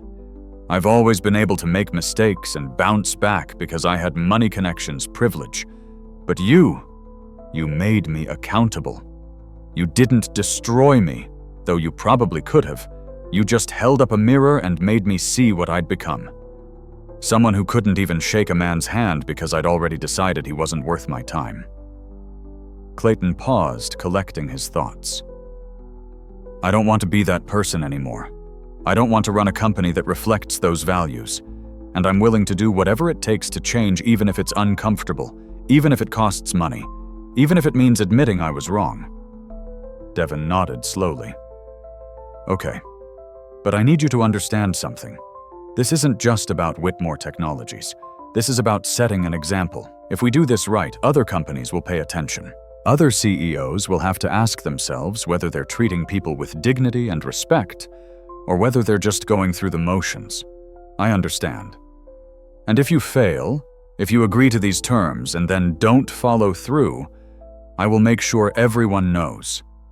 Not out of vindictiveness, but because people need to see that words without actions are meaningless. I won't fail. We'll see." They spent another hour working out details. Timeline for the diversity audit, budget for the scholarship program, specifics of the Harmony Hope partnership. Finally, Devin closed his laptop. There's one more thing. What's that? I want you to meet some of my students. Not for a photo op, not for PR. Just to meet them. To understand who you're actually helping. I'd like that. Devin stood and walked to the door of his office. He called out. Rachel, is Jasmine still here? A voice called back. She's in practice room 3. Devin led Clayton down the hall to a small room with a piano. A teenage girl was playing, the same piece Clayton had heard earlier, Chopin's Nocturne in E-flat major. She finished the piece and looked up startled to see 2 adults watching. Jasmine, this is Clayton Whitmore. Clayton, this is Jasmine Rodriguez. She just got accepted to Berklee College of Music. Clayton extended his hand. Jasmine shook it, looking confused. Congratulations, Clayton said. How long have you been playing? 5 years? Since I was 13. You're very talented. Jasmine smiled shyly. Thank you. Mr. D taught me everything. Mr. D, that's what the students call me, Devin explained. Clayton watched Jasmine pack up her sheet music. She was young, maybe 18. Probably from this neighborhood, probably from a family that couldn't afford expensive music lessons, let alone a college education at Berklee. Without Harmony Hope, she wouldn't be going to music school. She might not be playing piano at all, and Clayton had almost dismissed this entire program as impractical. Can you play something for me? Clayton asked. Jasmine looked at Devin, who nodded. She sat back down at the piano and played. This time it wasn't Chopin. It was Rachmaninoff, the same piece Devin had once performed at Carnegie Hall. Challenging, complex, the kind of piece that required not just technical skill, but emotional depth. Jasmine played it beautifully. When she finished, Clayton realized he was holding his breath. That was incredible, he said. Jasmine beamed. Thank you. I'm playing it for my audition next month. After Jasmine left, Devin and Clayton walked back to the front of the building. It was nearly 9 o'clock. The building was empty except for the 2 of them. Thank you for letting me meet her, Clayton said. That's who this is about, Devin replied. Not me, not you, Jasmine, and the 78 kids on the waiting list who have just as much talent, but might never get the chance to develop it. They'll get the chance now. We'll see. They reached the front door. Clayton turned to face Devin. I meant what I said. About changing. About doing better. I know you did. But meaning it and doing it are 2 different things. Then hold me accountable. Oh, I will. Clayton smiled slightly. I believe you. He extended his hand one more time. Devin took it. This time it felt different. Not performative, not obligatory, but genuine. 2 people from completely different worlds agreeing to work together toward something better. When Clayton walked out of Harmony Hope that night, the neighborhood looked different to him. Not threatening or unfamiliar, but alive, real, full of people with stories and dreams and talents that he'd never bothered to see before. He got in his car and sat there for a moment thinking about Jasmine, about the music she'd played, about the life she was building for herself, with the help of someone who'd believed in her. Clayton pulled out his phone and called Miranda, his PR director. Miranda, we need to schedule a press conference. About what? About the changes we're making at Whitmore Technologies. Real changes. I'll send you the details, but I need you to set something up for next week. We're going to be transparent about our failures and our plans to fix them. That's bold. It's necessary. Can you do it? I can do it. Clayton.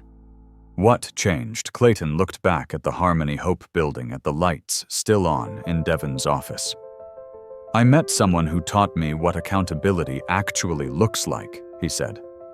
And I realized I've been doing everything wrong. 6 months later, Clayton stood in the brand-new Harmony Hope facility and tried not to look as nervous as he felt. The new building was in the same neighborhood, but it was bigger, brighter, better. The roof didn't leak. The heating worked. There were 12 practice rooms, a performance hall that seated 200 people, and enough instruments for every student who wanted to learn. The renovation had cost Whitmore Technologies $2.3 million, worth every penny. Tonight was the grand opening. A performance by Harmony Hope students, followed by a reception. Clayton had been invited not as the benefactor, though he was that, but as a supporter, one of many. The performance hall was packed. Parents, community members, board members from various foundations. Dorothy Chen was there, sitting in the front row next to the mayor. Marcus Washington from the symphony. Dr. Williams from Northwestern. And in the back row, trying to be inconspicuous, were Angela Rodriguez, James Patterson, and Lisa Chen, the former Whitmore Technologies employees who'd shared their stories, who'd helped Clayton understand that his company's problems went deeper than one bad meeting. They'd all been invited back, not to their old positions, that would have been awkward and inappropriate, but to consult on the diversity initiatives, to help train the new hires, to be part of the solution. Angela was now the Chief Diversity Officer at Whitmore Technologies. She'd been skeptical when Clayton first approached her, but after several long conversations where Clayton did more listening than talking, she'd agreed. On her terms. With real authority. And a salary that reflected her worth. The lights dimmed. Devin walked onto the stage. "Thank you all for being here tonight," he said. 6 months ago, Harmony Hope was operating out of a building that was literally falling apart. We had a waiting list of 78 students and no way to serve them. I thought we'd be stuck there forever. He paused, looking out at the audience. And then something happened. Something that, I'll be honest, wasn't pleasant at the time, but which ultimately led to this. He gestured around the new facility. I met someone who made assumptions about me based on how I looked. Someone who couldn't be bothered to shake my hand, let alone listen to my proposal. Someone who represented everything that's wrong with corporate America's relationship with communities like ours.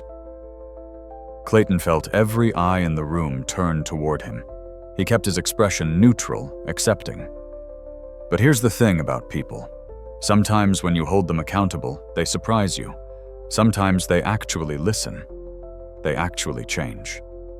They actually do the work. Devin's eyes found Clayton in the crowd. Clayton Whitmore made a terrible first impression, but he made a much better second impression. And then he backed it up with action. Not perfect action, there have been stumbles and there will be more, but real, genuine effort to be better. Clayton felt his throat tighten.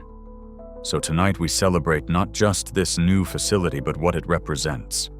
Partnership. Accountability. The possibility that people can grow, that companies can change, that progress is possible when we demand it and when those in power actually listen. The audience applauded. Devin smiled. And now I'm going to turn it over to the people this is really about, our students. For the next hour, Clayton watched teenagers perform. Piano, violin, cello, guitar, classical pieces and jazz standards and original compositions. Some of them were polished professional. Others were still learning, still finding their voice. All of them were remarkable.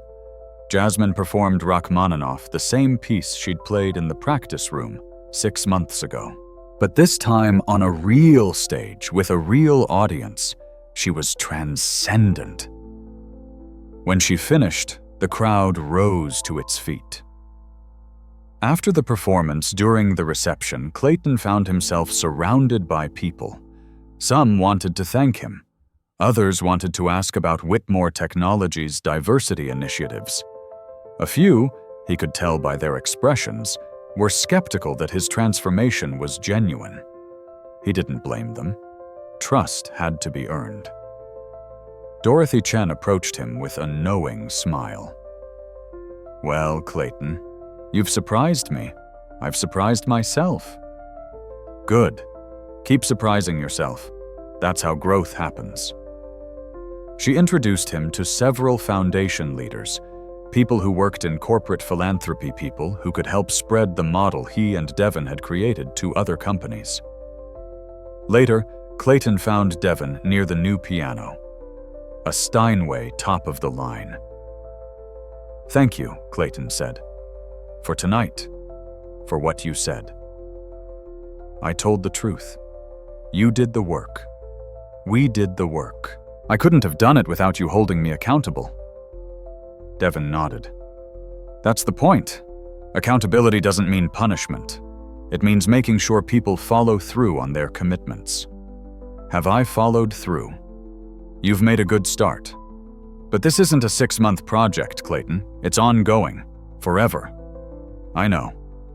They stood in comfortable silence for a moment, watching students and parents mingle in the new space. "Can I tell you something?" Devin said. "Of course. When you refused to shake my hand, I was so angry. I wanted to make you pay. Make you hurt the way you'd hurt me. I wouldn't have blamed you. But Rachel talked me down. Reminded me that revenge isn't justice. That what these kids needed wasn't me destroying you, but me changing the system that allowed people like you to treat people like me that way. She was right. She usually is." Devin smiled. "The point is, I'm glad I listened to her. Because this," he gestured around the room, "is better than anything I could have achieved through revenge."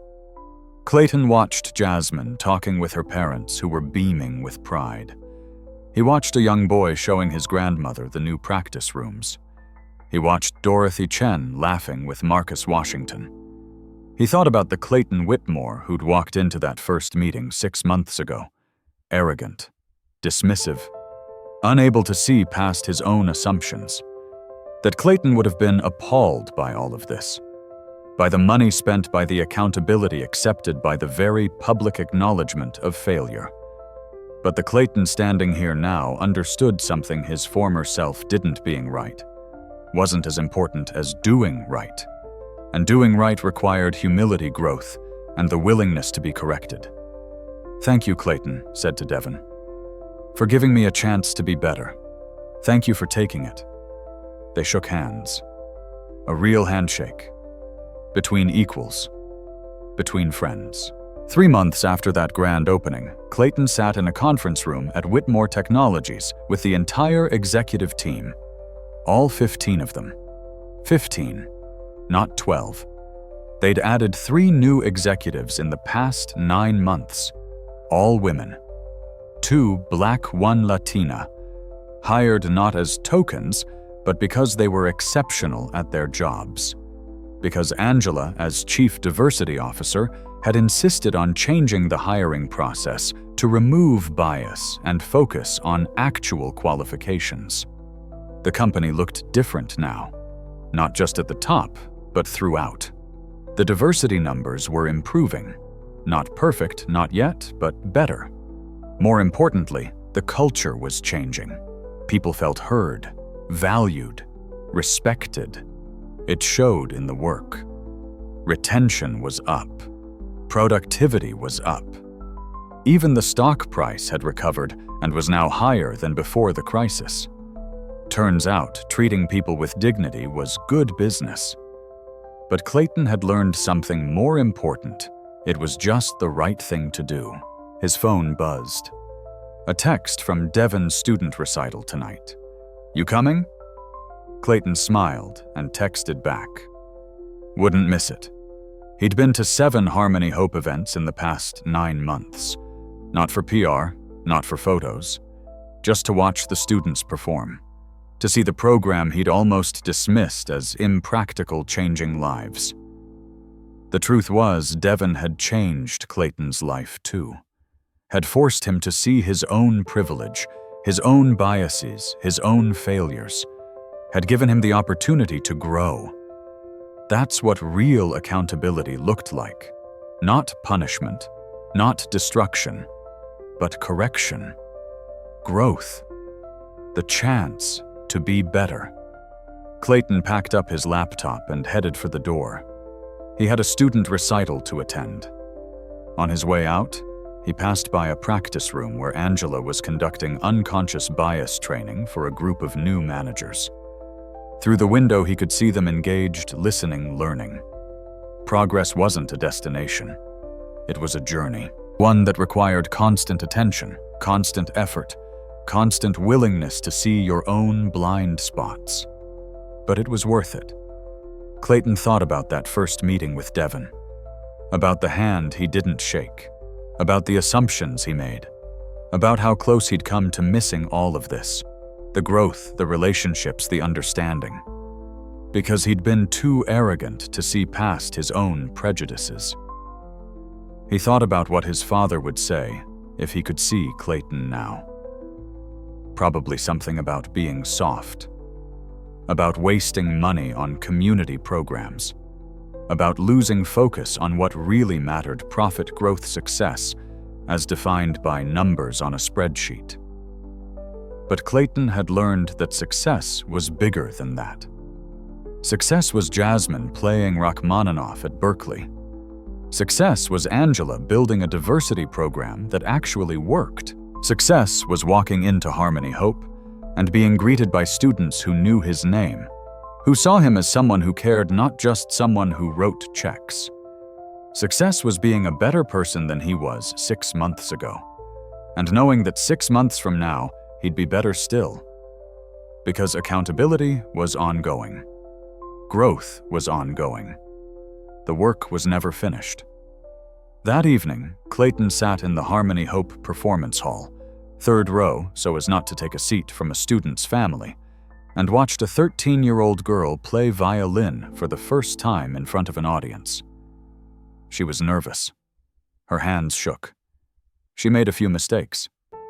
But she played. And when she finished, the audience applauded like she'd just performed at Carnegie Hall. Because in a way she had. This was her Carnegie Hall. This was her moment. Made possible by a program that almost didn't survive, saved by a partnership that almost didn't happen between 2 men who'd started as opposites and become allies. Devin caught Clayton's eye from across the room and nodded. Clayton nodded back. No words necessary, just respect, mutual respect, the kind you build through honesty, accountability, and the willingness to grow. The kind of respect that should have been there from the beginning. The kind of respect that from now on always would be.